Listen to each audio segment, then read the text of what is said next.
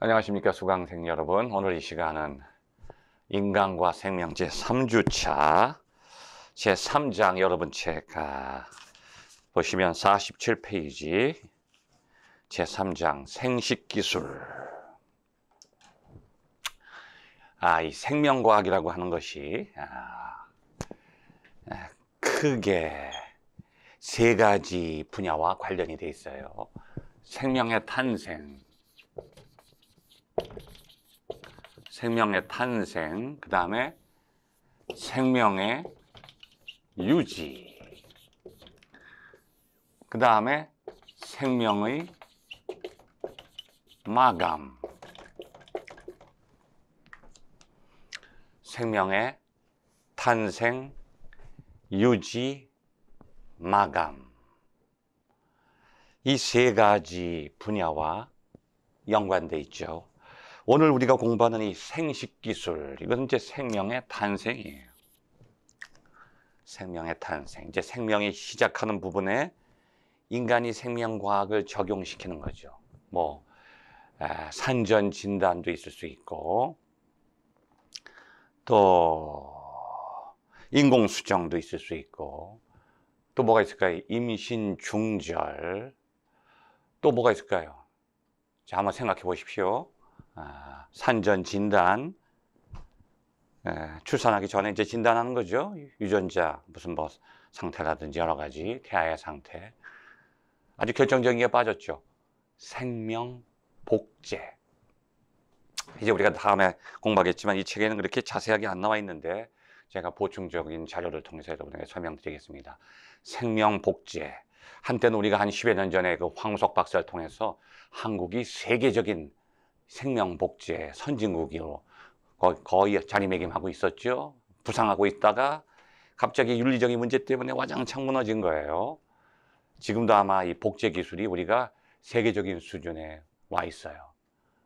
체세포 복제, 주기세포 복제. 이제 이것이 이제 더 발전돼서 생명의 유지까지 가면 어떻게 되냐면 이 복제 기술을 가지고 장기 이식까지 들어가는 거예요. 장기를 만들어내고 장기를 이식할 때 이 생명의 유지.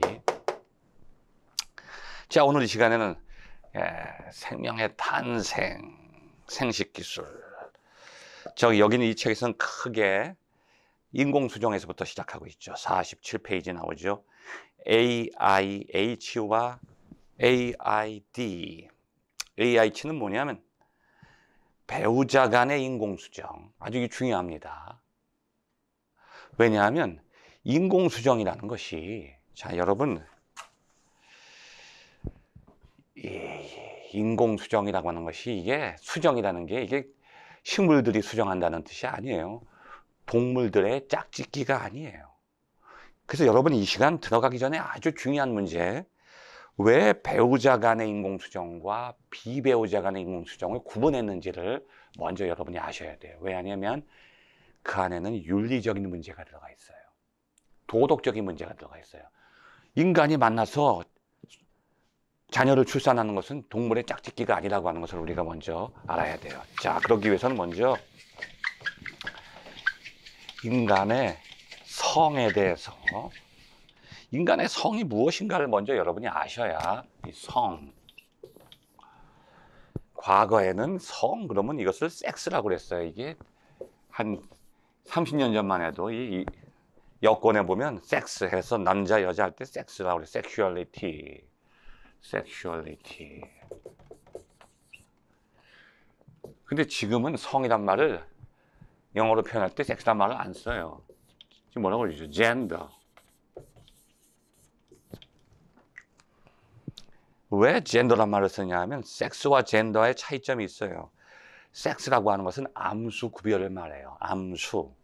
이 육체적인 거예요. 생물학적으로.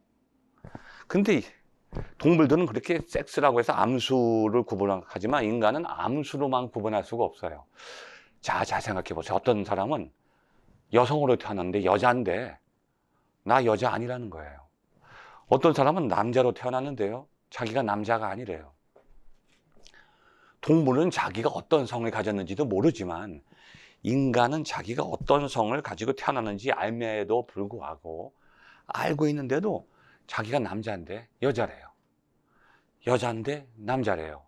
그래서 도저히 견딜 수가 없는 거예요. 내가 여자인데 남자의 몸을 가지고 있으니까 혐오스러워서 나 안 되겠어. 난 이 몸을 바꿀 거야. 그래서 트랜스젠더가 되는 거예요. 대체로 여성이 남성으로 성전환 수술을 하는 경우는 거의 10%, 나머지는 어떻게 돼요? 남성이 여성으로 성전환 수술을 하는 거죠.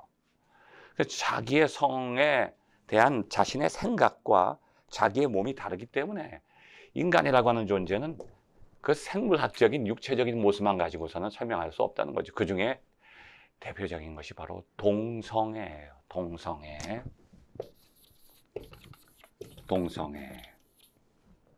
지금도 한국에서 그 동성애가 사회적 이슈가 되고 있죠. 다른 동물들은 이 남녀, 암수가 이게 서로 다른 성적인 특징을 가지고 있고 거기에 대해서 서로 끌리고 만나고 수정이 되고 자손이 번식하는데 인간이라고 하는 존재는요.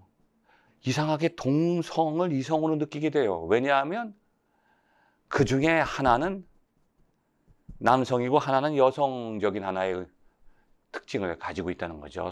하나의 정서적으로, 정신적으로. 자, 이 말은 무슨 얘기냐? 섹스는 생물학적인 성이지만 젠더는 사회적이라는 거예요. 이건 가지고 태어나는 성을 말하고 젠더는 사회적으로 형성된 거예요. 후천적이에요. 이것은 선천적, 이건 후천적. 그런데 요즘에 보니까 인간이라고 하는 존재는 성이라고 하는 게 자기가 가지고 태어난 것에 영향을 받기도 하지만 그거보다는 사회적으로 후천적으로 그 성에 대한 정체성이 형성되는 것. 후천적인 면이 더 강하다. 왜냐하면 이렇게 제가 그림을 그리면 성, 그러면 여기 이제 인간, 이게 인간이에요. 이건 동물. 지금까지는 성, 그러면 성교육 여러분이 받으셨잖아요. 고등학교 때 이제 성에 대한 교육할 때 보면 그 여성은 뭐 언제 사춘기를 맞이하고 뭐 생리기간을 거치고 남자는 남성으로서의 성 발현이 언제 시작되나 뭐 그런 얘기들만 하지. 그리고 우리가 이거 성에 대해서는 우리가 조심해야 되고 뭐 여러 가지 임신, 출산 뭐 이런 얘기하고 있지. 그 외에 더 중요한 건 얘기 안 해요. 왜냐하면 지금까지는 성을 인간과 동물의 공통점에서부터 인간의 성의 본질을 찾으려고 하니까 남성에 대해서는 비뇨기과 의사가 상담해주고 여성에 대해서는 산부인과 의사가 상담해주는 그런 의미에서의 성교육으로 끝나버리기 쉽다는 거죠. 근데 그것은 너무 부분적이다. 동물과 다른 점. 동물에게는 존재하지 않은 인간만이 가지고 있는 것이 바로 이 사회적인 면이 강하다. 후천적인 면. 그리고 그건 인격적이다. 인간은 인격적인 성의 차원을 가지고 있어요. 그러니까 어떻게 되냐면 육체적으로 성적인 어떤 본성을 자기가 느끼고 있다고 해서 그것에 의해서 끌려다니지 않아요. 예를 들면 자, 동물들이 짝짓기 할 때 일정한 성적인 주기를 자기가 느끼면서 짝짓기를 하죠. 짝짓기 하고 싶다는 생각이 들기 전에 몸이 먼저 반응해요. 자, 이것을 뭐라고 그럴까요? 이것을 바로 발정기라고 하는 거예요. 발정기. 모든 동물들은 발정기를 가지고 있어요. 그런데 인간만은 발정기가 없어요. 이게 무슨 뜻이냐? 모든 동물들은 성이라는 것이 육체적인 타고난 성의 영향을 받으면서 성적인 활동을 하지만 인간은 자기가 가지고 태어난 성적인 육체적인 본능을 자기가 지배하고 컨트롤할 수 있는 능력이 있다는 거예요. 아주 중요합니다. 그러니까 인간은 발정기가 없어요. 발정기가 없다는 뜻은 뭐냐? 1년 365일이 발정기예요. 동물 중에 인간 같은 동물이 없어요. 너무 지능이 고도화되어 있고 육체적으로도 그게 너무 예민하기 때문에 365일 발정인데 365일 동물처럼 그렇게 동물의 짝짓기처럼 그렇게 이성을 만나지 않는다는 거죠. 내가 그것을 잘 지배하고 컨트롤할 수 있어야 된다는 거죠. 왜냐하면 성은 인격적이기 때문에 길 가다가 이성을 만났을 때 무조건 짝짓기를 하는 게 아니잖아요. 사랑이라는 게 있어요. 사랑. 육체적인 것이 아니에요. 인간의 사랑이라는 것은 인격적인 거고 사회적인 거예요. 제도적인 거예요. 그래서 결혼이라고 하는 제도적 틀을 우리가 갖게 되는 것입니다. 그래서 인공수정을 동물들의 수정처럼 그냥 일반적으로 획일화시켜서 설명하지 않고 여기 보면 배우자 간의 인공수정과 비배우자 간의 인공수정을 말하고 있는 거죠. 왜 나눠놨을까요? 하나는 우리가 마지막으로 선택할 수 있지만 다른 하나는 절대로 선택해서는 안 된다는 거예요. 윤리적인 문제가 있어요. 비배우자 간의 인공수정은 윤리적으로, 도덕적으로, 법적으로 지금 금지하고 있다고 하는 것이죠. 자, 그래서 배우자 간의 인공수정은 artificial insemination with husband's semen. 자, 제도적으로 결혼한 부부 사이에서의 인공수정을 말하죠. 비배우자 간의 인공수정은 전혀 알지 못하는, 말하자면 정자은행, 난자은행 이런 것을 환영하게 되는데 이것은 윤리적으로 도덕적으로 받아들일 수 없다고 하는 것이죠. 자, 근데 그것만 있는 게 아니에요. 자, 배우자 비배우자 간에만 이루어지는 게 아니라 배우자 사이에서도 체외 수정이 있고 체내 수정이 있어요. 복잡하죠? 자, 배우자냐 비배우자냐, 체내 수정이냐 체외 수정이냐, 그리고 정자 제공자가 누구냐, 난자 제공자가 누구냐. 자, 아주 복잡하죠?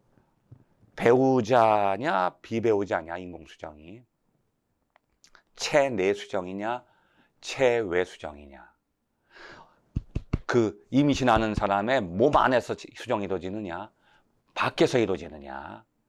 자, 정자 제공자가 남편이냐 남편이 아니냐, 난자 제공자가 부인이냐 아니면 다른 여성이냐, 마지막으로 실제로 임신하는 사람이 누구냐, 배우자에서 부인이 임신하느냐 아니면 알지도 못하는 제3의 여성이 임신하느냐. 이게 뭐예요? 대리모죠, 대리모. 자, 여러분 지금 인터넷에 탁 한번 들어가셔서 대리모 쳐보세요. 대리모 쳐보시면 거기 그 사이트가 있고요. 거기서 막 대리모를 구하는 사람들도 있고요. 자기가 대리모를 자원하는 사람도 있는데 한 10년 전만 해도 한 3천만 원, 4천만 원 정도 그 금액을 지불해야 되는데 지금은 1억 원이 넘어요. 아마 한국에서보다는 뭐 중국 여성들, 뭐 동남아 여성들이 그 대리모를 자원하는 사람들이 많이 있죠. 그 생계적인 문제 때문에, 경제적 문제 때문에.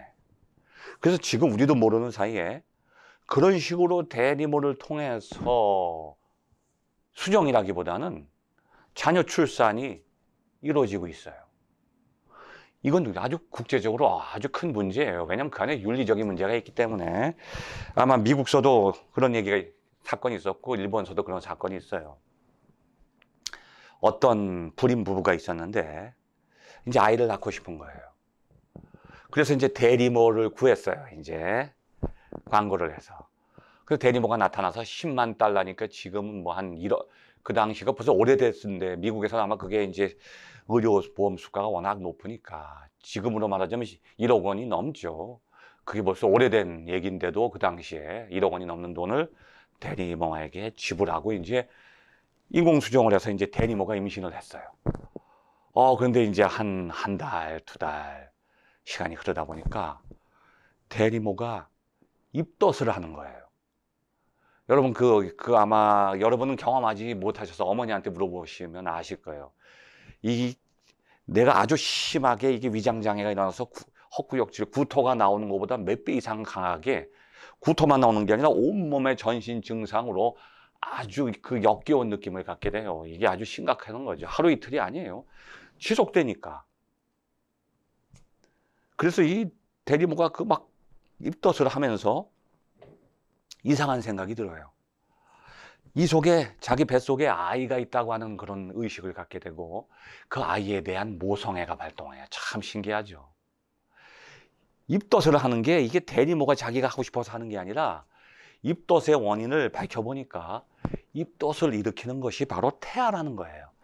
태아가 이건 뭐 설명할 수가 없어요. 이건 본능적으로 자기를 보호하기 위해서 자기 몸 안에서 어머니와 이게 교통하는데 탯줄을 통해서 어머니의 몸에서 거부 반응을 일으키는 어떤 인자를 태아가 방출하는 거예요. 그게 이제 어머니한테로 들어가니까 어머니 몸에서 이렇게 거부 반응이 나타나는 거죠. 그 왜 그러냐 하면 태아가 본능적으로 자기를 보호하는 거예요. 왜냐하면 어머니의 뱃속에 있어서 안전하지만 모든 면에서 안전한 게 아니에요. 어머니가 담배를 피울 수도 있어요. 그럼 니코틴이 들어가잖아요. 술을 마시면 알코올이 들어가요. 그러니까 이 임신한 여성은 그렇게 담배를 피다가도 임신하게 되면 담배가 막 역겹게 될 수 있고, 그렇게 술을 좋아하는 여성도 술을 멀리하게 되고, 맵고 짜고 자극성이 있는 것을 좋아하던 사람이 갑자기 입덧이 나니까 그 음식이 싫어지는 거예요. 그러면서 내가 평소에 먹지도 않았던 이상한 것을 막 먹게 되는데 그게 땡기는 게 자기가 땡기는 게 아니라 이 태아가 그런 영양소를 원하고 있다는 거죠. 그 태아와 어머니가 교감하는 거예요. 그러니까 입덧이라는 것은 태아가 어머니에게 신호를 보내는 거예요. 엄마, 여기 내가 있다는 거 잊지 말아요. 아무거나 집어넣지 마세요. 그게 내 몸에 해를 주니까 내가 지금 어머니에게 경고하는 거예요. 입덧은 태아가 어머니에게 경고 메시지를 보내는 거예요. 근데 그 메시지를 이 엄마가 계속 느끼다 보니까 그 입덧의 고통을 통해서 모성애가 생겨나네. 몸은 괴로운데 태아의 소중함을 느끼게 되는 거예요. 이거는요, 인간만 그런 게 아니라 모든 포유류 동물들이 그렇게 수태를 하면서 자기 몸이 힘들고 고통스러움을 느끼면서 자기 안에 있는 새끼에 대한 모성 본능이 점점 강해진다고 하는 거죠. 그러니까 이 여성이 마음이 갈등이 생겨요. 처음엔 돈이 필요해서 대리 임신을 했는데 이제는 이 태아에 대한 모성 본능이 생기니까 갑자기 마음이 바뀐 거예요. 그래서 그 불임 부부에게 10만 달러를 다시 돌려보내고 나 이 계약 이행할 수 없다. 돈 돌려줄 테니 이 아이는 내가 낳아서 기른다. 그 소식을 들은 불임 부부가 화가 난 거예요. 이제 겨우 이제 나이가 먹어서 아이를 갖게 됐는데 갑자기 불임 부부가 대리모가 계약을 파기하니까 법정에다가 그 대리모를 고소해 버렸네요. 그래서 법정에 불임 부부와 그 대리모가 서게 됐어요. 그게 세계적인 뉴스거리가 된 거죠. 왜냐하면 현대판 솔로몬 재판이다. 과연 이 아이의 엄마는 불임 부부의 아내인가 아니면 대리모인가 재판을 하게 됐어요. 이거 판사가 골치가 아픈 거예요. 왜냐하면 솔로몬의 재판 때는 너무나 간단하거든요. 둘 중에 하나가 진짜고 둘 중에 하나가 가짜 엄마예요. 그러니까 솔로몬은 가만히 보고서 눈치 보고서 얼굴 색을 보면서 누가 가짜인지를 이미 파악한 거죠. 파악했는데 자기의 느낌 가지고 자기가 판결할 수는 없잖아요. 그래서 지혜를 내서 두 사람 중에 한 사람이 포기하게 만드는 거죠. 아주 지혜롭게. 근데 그 전에 벌써 누가 진짜고 가짜구나 이미 느낌으로 아는 거죠. 그래서 두 어머니 중에 한 어머니가 가짜라고 하는 것이 이미 결정된 상태이기 때문에 솔로몬은 재판을 할 수 있었지만 이 경우 대리모를 통한 불임 부부의 재판의 경우는요, 이건 솔로몬이 와도 안 되는 거예요. 왜냐하면 둘 중에 누가 진짜 엄마인지가 전혀 완전하게 결정되지 않았기 때문이죠. 자, 솔로몬이 만약에 두 여인에게 질문했을 때 두 여인이 다 내 아이 아니에요. 만약에 대답하면 어떻게 될까요? 솔로몬이 이제 자, 이 아이를 반으로 잘라라 할 때 두 엄마가 자르세요. 끝까지 버티는 거예요. 그럼 어떻게 해요? 솔로몬은 자기가 자르든지 반으로 자기가 그 아이를 입양해야 돼요. 아니면 둘 다 이 엄마가 내 아이 아니에요 하고 도망가 버렸어요. 그럼 솔로몬은 어떻게 해요? 또 그 아이를 자기가 입양해야 돼요. 그러니까 솔로몬의 재판은 두 엄마 중에 한 엄마가 진짜고 둘 중에 한 사람이 아이를 포기한다고 하는 것. 모성애죠. 진짜 엄마는 포기하는 거예요. 아이를 죽이기보다는 내가 포기한다는 거죠. 둘 중에 하나가 진짜고 둘 중에 한 사람이 포기한다고 하는 것을 전제로 할 때만 성립되는데 이 대리모 재판에 보면 끝까지 버티고 포기 안 해요. 그런데 누가 진짜인지 구분이 안 돼요. 자, 여러분은 어떤 사람을 그 아이의 엄마로 인정하겠습니까? 쉽지 않죠? 왜? 그 아이의 유전자와 혈액형을 보니까 불임 부부 거예요. 불임 부부의 수정란이거든요. 불임 부부에게서 왔으니까 유전공학적으로, 유전학적으로 볼 때는 이 아이의 엄마, 아빠는 이 불임 부부가 확실한 거죠. 그런데요, 유전공학자가 아니라 법학적인 입장에서, 사회학적인 입장에서 본다면, 심리학적 입장에서 본다면 또 달라요. 왜냐하면 이 아이를 임신하고 출산하고 양육할 수 있는 권리와 능력과 그 기회가 누구에게 더 가까이 있느냐? 대리모란 말이죠. 그래서 재판을 하는데 이 유전공학자들과 법학자들이 아주 이건 팽팽하게 싸움을 했는데 근소한 차이로 한쪽으로 결정이 났어요. 어떻게 났을까요? 예, 그렇죠. 불임 부부가 아니고 대리모가 이 아이의 엄마다. 전혀 예상치 못했던 결과죠. 왜 그럴까요? 이 법에서는 재판장은 법이라고 하는 것을 적용하는 건데 어떤 법을 적용하느냐? 결과주의예요. 아주 중요합니다, 여러분. 이 안에 담겨있는 아주 깊은 의미예요. 법은 철저하게 결과주의예요. 유전공학은 동기주의, 원인을 물어요. 이 아이가 어디서 왔는가를 묻죠. 그러니까 불임 부부의 손을 들어주지만 법은 이 아이가 누구에게서 태어나는가, 누가 양육하고 사회적으로 책임질 수 있는가를 보는 거예요. 왜냐하면 법이라고 하는 것은 원인과 동기를 보지 않아요. 자, 예를 들면 여러분, 어떤 사람이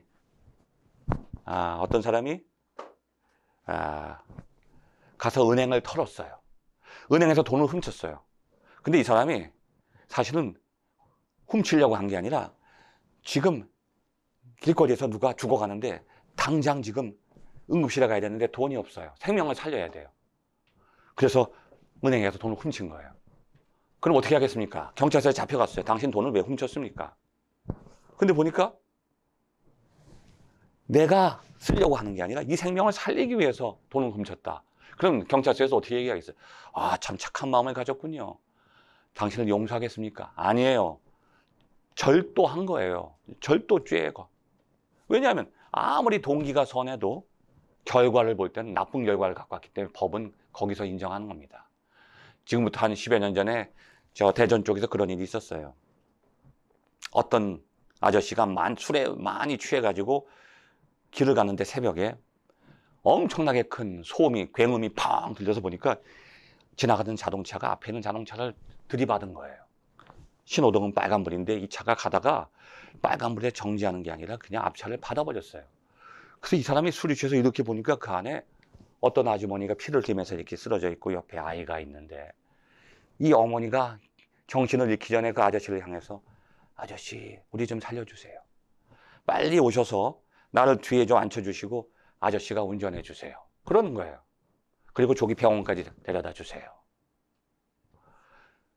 그런데 이 아저씨가 나는 지금 술이 너무 취해서 걷지도 못하니까 운전할 수 없어요. 근데 이 어머니가 이 아이 좀 보세요. 생명이 위독해요. 이 아이를 저 병원까지 가다 보니까 내가 정신이 없어서 빨간물과 파란물을 착각한 거예요.